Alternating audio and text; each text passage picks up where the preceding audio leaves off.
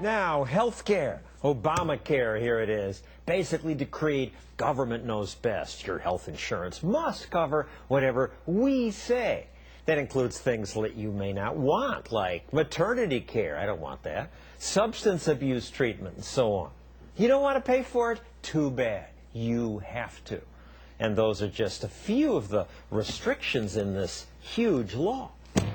Many of the restrictions are imposed on states, but now some state governors are fighting back. Governors like Indiana's Mitch Daniels, who just sent a letter to the White House saying, you want us states to run your insurance exchanges? Then drop some of your intrusive rules. So, Governor Daniels, what rules are you talking about? John, you just named some of them, the mandated benefits that will make this health insurance too expensive for a lot of people. There are all sorts of limitations and instructions about which insurance companies will be permitted. It'll narrow the range of choice. It'll throw a lot of people out of the coverage that they have today and would like to keep. There are very serious discrimination provisions against health savings accounts, and the sort of consumerist care that we have found in Indiana is the most effective way to keep health care costs under some control. So you stated it accurately. This bill wants to conscript the 50 states to be the agents of the federal government in implementing this thing, and we said not so fast. If you're going to do that, we have a very, very different bill in mind. And it really is a perfect example of big central planning that you want them to give you exemptions to. You call it a massive mistake. It'll amplify all the big drivers of overconsumption. What do you mean? We pay people not for how well they do, and the doctors and hospitals and clinics, we pay them for how much they do, so they have an incentive that they act on to do more and more and more. This bill just takes all those problems and makes them bigger. And I like the way you put it in your op-ed. People will say, why not? It's free. And the more I do, the more stuff I get. This is an invitation to go to the doctor more often, to get more free stuff. Yeah, it's true. I can tell you that here in Indiana we've had some pretty interesting experiences. 5 out of 6 of our state employees and all the members of a program for the uninsured that we created have personal accounts. They make the first dollar decisions. Money they don't spend is theirs to keep and to save and to grow.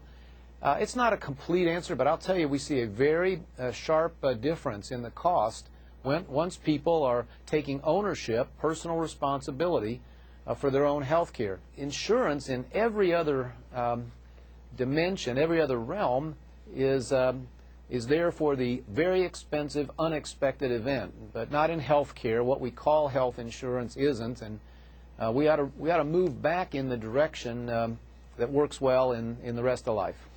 You want individuals to be allowed to make their own decisions about what insurance they can buy. Yes, I've often said that we won't have cost control in health care until we're all cost controllers, asking those basic questions that you ask when you recognize that it's your money at stake. And there's a human dignity question, too. I think, honestly, that we ought to be looking for every way in America today to honor the autonomy, the personal dignity of the individual, to trust people with their own decisions, whether it's about health care or where their kids go to school, or by leaving them more tax dollars. That's the spontaneous order that this program is about. I wonder, you're asking for exceptions to the law. Why don't you just fight the whole law? Repeal, get a court to throw it out. Repeal it.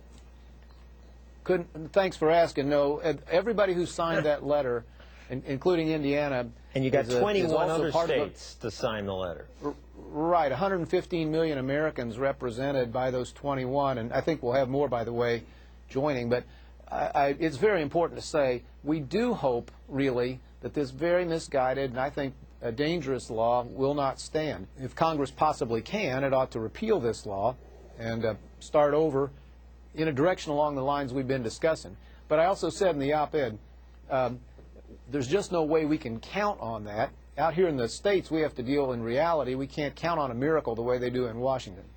And I like the harsh language you use. I think of you as sort of a nerdy Princeton technocrat, but Obamacare, all the claims made for it were false. It will add trillions to the deficit. Well, John, I don't know that that's harsh.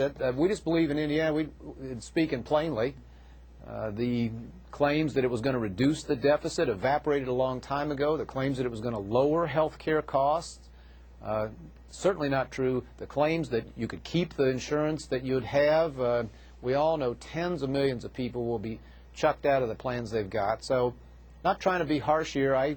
Our letter, I think it's fair to say, is offered in a constructive spirit. It's just we have a very, very different concept of what's fair and right and what'll work. Has the central planner, I mean the secretary, responded to your letter? No, but in fairness, she's only had it for a day or two, but I hope they'll take it seriously. You know, if they try to do this out of Washington, I think you'll have a first-class train wreck, and they know that too, so maybe they'll think about our suggestions. Well, you're right. If there's going to be a train wreck, we'd rather be spectators than conductors. Thank you very much, Governor Mitch Daniels. Okay, John. Coming up,